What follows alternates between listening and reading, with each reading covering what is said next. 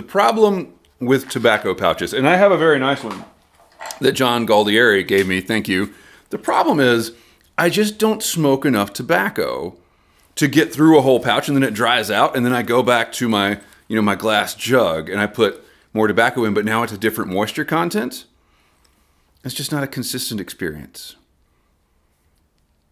It's a big problem. Bremen pipe smoker used to say that his tobacco was a bit too moisty, and my tobacco that is a bit too moisty is Beck's Old Limey Bastard. It's the finest tobacco, and I am smoking it in a Friday Savinella gifted to me by old Greg. Thank you, sir. The gifted tobacco, actually. Gifted pipe, gifted pouch. What am I complaining about? I don't know, but that's what you guys are here for. This is the Gribbly's Folly Sunday Antisocial Hour. That time each week, when I smoke my pipe and complain about humanity while answering all of its questions. And if you are a piece of humanity with a question for me, leave it in the comments down below with the hashtag AskGribbs. I will answer any question. And I will prove that today. Most English tobaccos, I find, and this is no exception, they smoke best a little dry. I mean, Squadron Leader is like the quintessential English tobacco. I gotta dry it on a plate for like 2 days before I can smoke it. Can you get Squadron Leader anymore? Can you get anything anymore? Can anybody get anything? Have you seen the price of coffee lately? It's up. I keep teasing my tech divorce video, and I should just go ahead and tell you I'm not going to have any novel ideas, and I think that like there's a lot of people smarter than me that are having the same thoughts about getting away from everything. Case in point, we'll get back to that. But I met a bookbinder who does book binding by hand, and he has a press, a cutter, a thing with a lever on it. It's a machine that weighs 1,500 pounds. It's got a giant blade. He puts the book in there, and it pulls a lever, and it just cuts the book in half.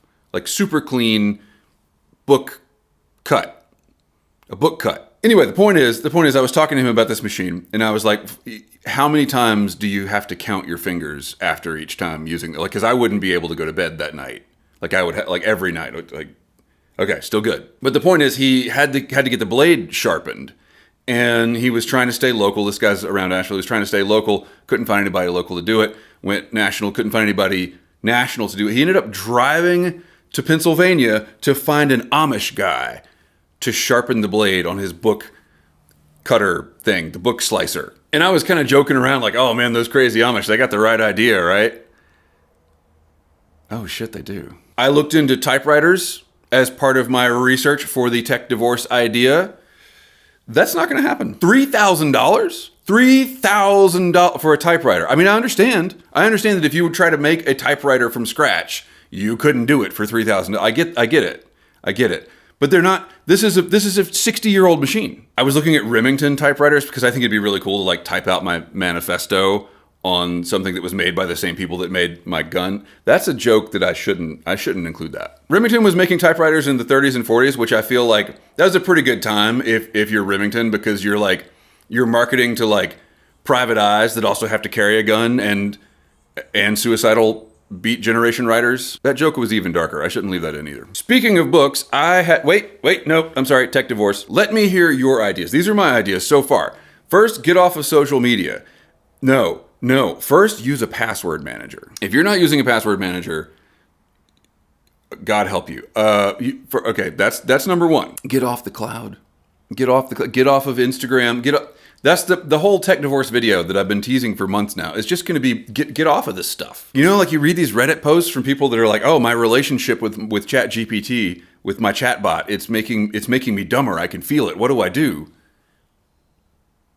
Stop it. Problem is, it's really hard to stop, right? I don't know, because I've never used AI, but all the other stuff that I'm like, oh, just get off Instagram.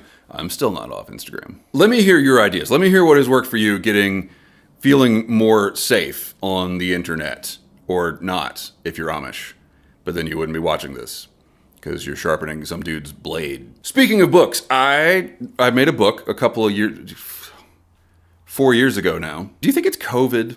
Do you think COVID is why time doesn't work anymore? It's do we all have brain damage? I made a book some years back about the creek on which I learned to fly fish. And I was standing in this creek in 2022, in the spring, early spring, and I was sort of casting about for a new... casting about. That was good, Gribbs. I was trying to think of a new photography project, and then I realized I was standing in it. And then I realized I had about like 2 weeks to stand in it before it became so overgrown it couldn't be navigated. And I also had a ton of work, like out of state work to do at the time. So I hit it hard. Because the thing about real photography outdoors is that you have to have good light. You have to start with good light. If the light isn't good, there's no point getting in your car and driving out to the location. So I had to look at my calendar and look at the weather and pick the days that looked like they might have good conditions. And, you know, I guess I could have said, well, I'll get to this next year if it doesn't get done, but that's not really my style. So I waded the entire fishable portion of this creek that I had been fishing for years at that point and knew like the back of my hand, but it was crazy, like looking at it through a camera, how much I didn't know it, how much still surprised me. Anyway, I made a book. I printed up the book, sold through the first print run, forgot about it. And then I had like an extra, you know, copy that I'd made for myself, and it was sitting on my desk for like years.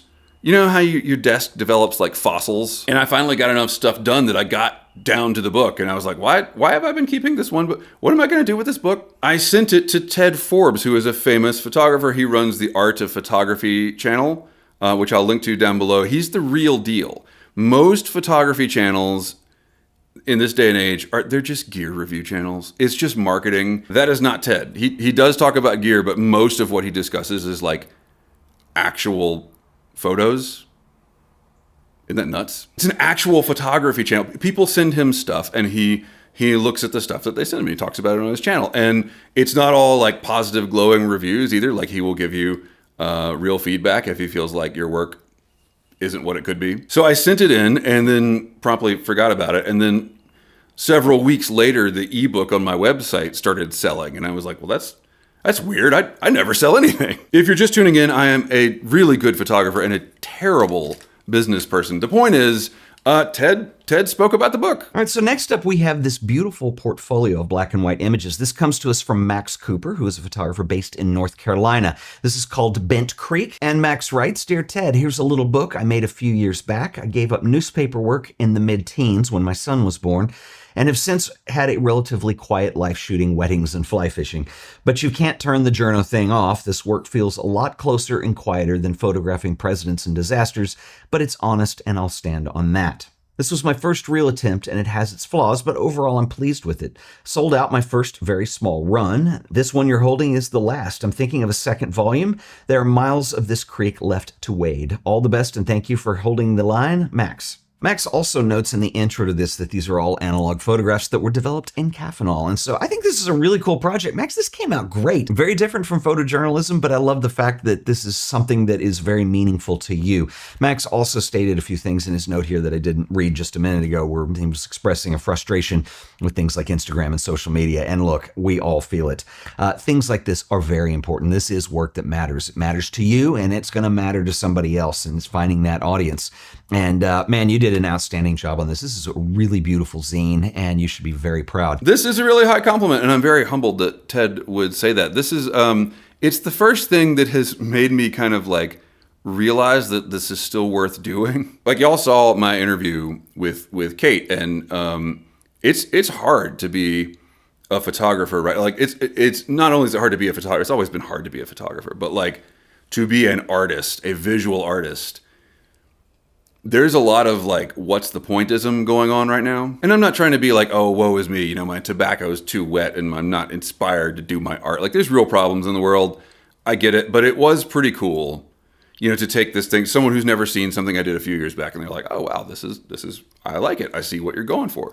That's a feeling I haven't had in a while. In an effort to be a slightly better business person, I did order another print run. Here it is. It looks good. It's a book. It feels like story time at the kids' library. So that's up on the website. And I also am bringing a bunch of old prints back out of the vault, the archive, the place where they go when you're not inspired about your work. So you just kind of store the prints. No one ever talks about how you have to store the prints. Art and images in general, like visual art, it's really interesting to me because if you're not looking at it, it doesn't exist, right? Like when Einstein and Heisenberg were talking about, was it Heisenberg? They were talking about the moon. Walter White. I've had too much coffee. The point is, Einstein asked, you know, some other physicist, it was like a quantum physicist, like, so you're telling me that if we stop looking at the moon, it stops existing? And the other physicist said, well, can you prove otherwise? Anyway, you make a piece of art, like blood, sweat, and tears to make the piece of art, right? And then you think it's going to be the best thing ever. You're going to get famous. Everyone's going to buy your work. No one gives it a second thought.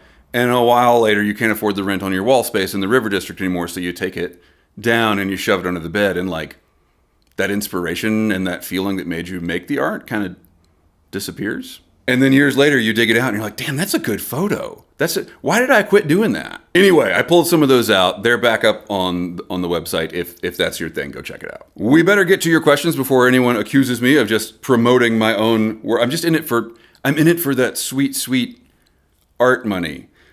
At Jackie Nicora says, wow, you know nothing about... That's it. That's the end of that sentence. I go through the Helene video comments. So if you're just tuning in, I had a video that went viral about our experience during Helene, and it has more comments than I will ever be able to read, answer, respond to. But every now and then I make a vain attempt and I scroll through them and I heart the ones that are one line. Like if it's one line and it's not like, fuck you, I hate you, go to hell, I'll heart it. So that eventually in my head, I'll get to the point where I can read the rest. Anyway, that was, wow, you know nothing about... People want to argue with me on this, they like the AR-15 thing, because I called an AR-15 an assault rifle, and they're like, well, an assault rifle is not, an AR-15 is not select fire, that's not a real assault rifle. Please learn how words work. And someone else wanted to argue with me about the price of batteries, because I said I was getting batteries for 50 cents a piece. It's just a phrase. Like, it's not a stock ticker. It's just, it was just speaking loosely. Good God. Anyway, at Beatles U2, my first grade teacher read these to we're talking about scary stories to tell in the dark. My first grade this is the power of art. This is the power of art. My first grade teacher read these to my whole class with the original non-watered down illustrations for morning story time one day.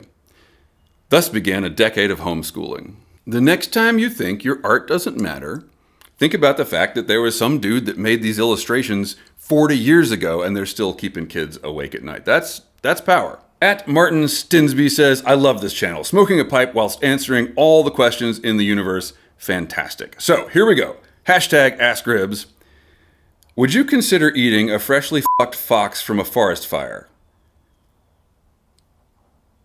At least it would be tender, asking for a friend.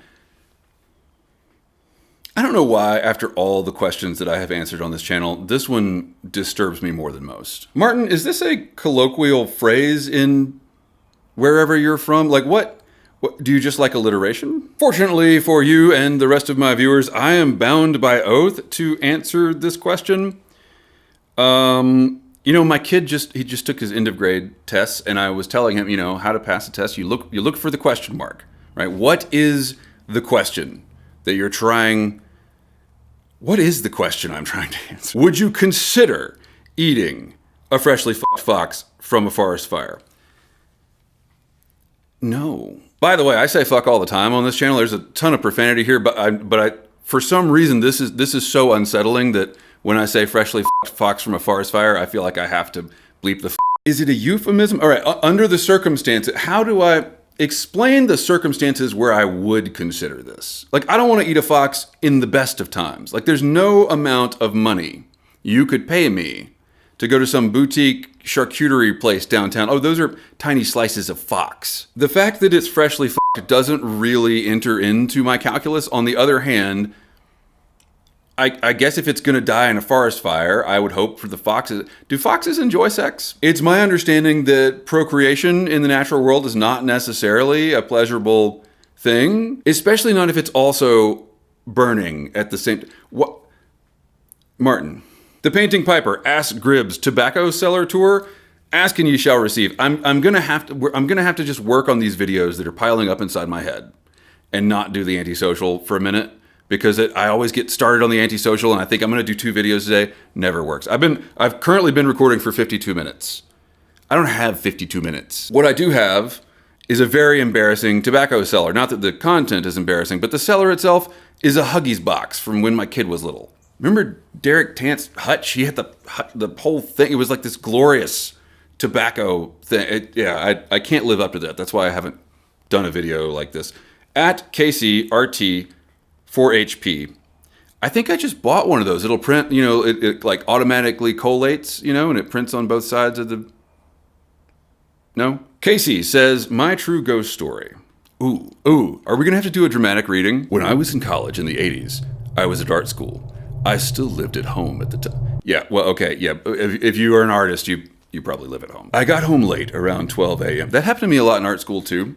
One time I stayed up all night printing photos for the critique, and my girlfriend at the time had to drive me home because anyway, I got home late around 12 a.m. My dad was away on business and my mom was asleep. We need some music. We need some creepy music. My parents had aluminum Venetian blinds that would move with the breeze and clink softly against the open windows. I fell asleep. Not long after that, I dreamt that someone was trying to get in. Do you remember when I did the dramatic tobacco review reading?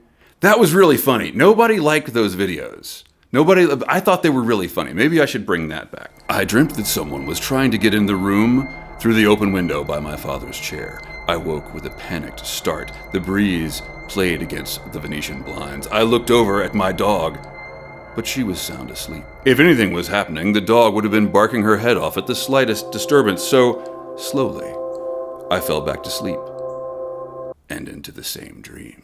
But now the person who had been trying to get inside the house was inside and standing by my father's chair, arms at his side, black trousers, white shirt, with face in shadow. Okay, that's genuinely pretty creepy. I woke up and jumped off the couch in a panicked shock, believing that an intruder was just feet away from me, heart racing in disbelief. I realized that nobody was there. Now my dog was awake, but just looking at me, not barking, just looking at me. I sat on the couch and couldn't get back to sleep since a sense of dread had fallen over me. A few minutes passed and then the phone rang. I heard my mother answer the phone from her room, and after she hung up, I went to ask her what had happened, believing that something had happened to my dad. She replied that my uncle, my father's older brother, had died about 20 minutes earlier. To this day, I believe that was my uncle trying to reach out to us before he left. True story, no embellishment. I believe it. I believe that you had that experience. We talked last time, I don't really believe in ghosts, but I've heard this kind of story from enough people that I really trust. It did occur to me, though, that I left out. I said last time that I'd never had an experience that I couldn't really explain. And it's still true. It's still true. I did have one really creepy experience one time. I went to art school at UNCA, and UNCA, being in Asheville, is a place where people come because so many of my friends at UNCA, they said, I really wanted to come to UNCA for the campus because I wanted to live in the woods. You're in the city. You're on a college. It's urban. It's not. There are trees. That's true. There is a patch of woods that they're getting ready to tear down, but you're not in the woods. So I became good friends with one of these people, and she heard me complain about this, people saying this, and she actually wanted to go to real woods. So I was like, sure, I'll take you to real woods. Took her up to the holler, gave her a whole tour. Here's the KKK signs painted on the road, and here's where you can't read, and this is the other place where you sleep with your sister. And we spent the whole day looking at the sights, and this is why I am the way I am, and then we ended up at my parents' place. They were out of town. Ended up at my parents' place, and we lit a fire in the woods. And I had talked up all the spooky experiences that I had in the woods, just for fun. And it was pretty late, and we were sitting there by the fire, pitch dark. If you've never been in this kind of darkness, you don't understand what it's like when there are no street lights around for miles. Pitch dark. And we're sitting there, and I hear something approaching through the woods. I'm not trying to make this dramatic. I'll just tell it quickly. Something was approaching through the woods. I could tell it was bipedal, or at least large, weighty, perhaps a bear on its hind legs. It was fall, so the leaves were kind of dry. And whatever it was fairly far away, but it kept getting closer and closer. And we were talking, and I don't think that she heard it for a while. And there's no light, there's just a fire. And I'm thinking, if there's, an animal's not going to approach two people at a fire. But whatever it was kept coming closer and closer and closer. And then she did hear it, and we got really quiet. And then it was right outside the reach of the fire's light. And I was a younger man at the time, and I stood up and I put my hand on my gun, and then I raised my mag light and turned it on, and there was nothing there. True story. And I would have said that was my one encounter with something I couldn't explain. We left, by the way. We were like, okay, cool, nothing. There's an invisible thing walking toward us. That's fine. going back to the city. I would have said that I couldn't explain that, except years later, I was at another campsite where a lot of weird stuff happened, none of it ghostly or anything. But I was visiting it for like nostalgia, reminiscing reasons. I was alone. I'd hiked up to it. I wanted to go back to this place where we had a lot of stories as kids. And I was standing there in the campsite and I heard the same thing. Broad daylight. There was this like clearing next to the campsite and it was fall, the leaves were dry and I could hear something moving around in the clearing and I could see that there was nothing there and my blood went cold. Like it was a horrible feeling because it felt like I was experiencing whatever that was previously. And so I kind of like went into the clearing a little bit and then I realized that it was two snakes in the leaves having snake romance, snake coitus, snake intimacy. It was two freshly f***ed snakes from the forest. If you've never seen snakes do the deed, they get all twisted up and they like flop one way and then flop another way and it sounds just like someone like heavy walking through the leaves. So there you go, mystery solved, and I no longer have any anxiety about. Ask Ribs, what manner of ghost? Oh, that was the ghost in here.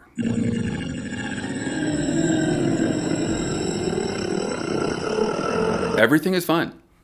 It was right there. It's not there anymore. I don't know why everybody's so hung up on this. There are two kinds of people in the world. The first, like when you're driving alone late at night and you see like in the misty, swampy, you see like a 7-foot tall figure dragging something heavy through the woods. The first is like, let's investigate. And the second is like, huh. And that's how I feel about the apparition that appeared several videos ago. Huh. Rafa also confesses that it was he that bought the ghostly orb print, and he asked Gribbs, we answered this last video, but Scrabble Dictionary confirms the word veg to be a perfectly as a verb, as if you were vegging out. That's I agree, but you use it as a noun, sir. It was, and there was no punctuation after it, which is why I feared you had been sniped when you were leaving your Ask Gribbs question. What is up with Ryan Hall holding the cucumbers and bananas while discussing whether I've also seen an apple? Somebody last video commented and said that it's to defeat AI replicas of himself, which is way scarier than ghosts. This has been the Gribbly's Folly Sunday Antisocial Hour. Thank you so much for watching, and I will see you soon. I'm going to try to make those more topical videos. I think I'm going to try to do that. I'm going to hammer that out this week. No, I'm not. But I'm going to try. You might see one of those before you see the next Sunday Antisocial. That's what I'm saying. Thank you for watching. As always, leave me your Ask Gribbs questions and your tech divorce ideas and more ghost stories. That was fun. Thank you. Keep the ends out for the ties that bind.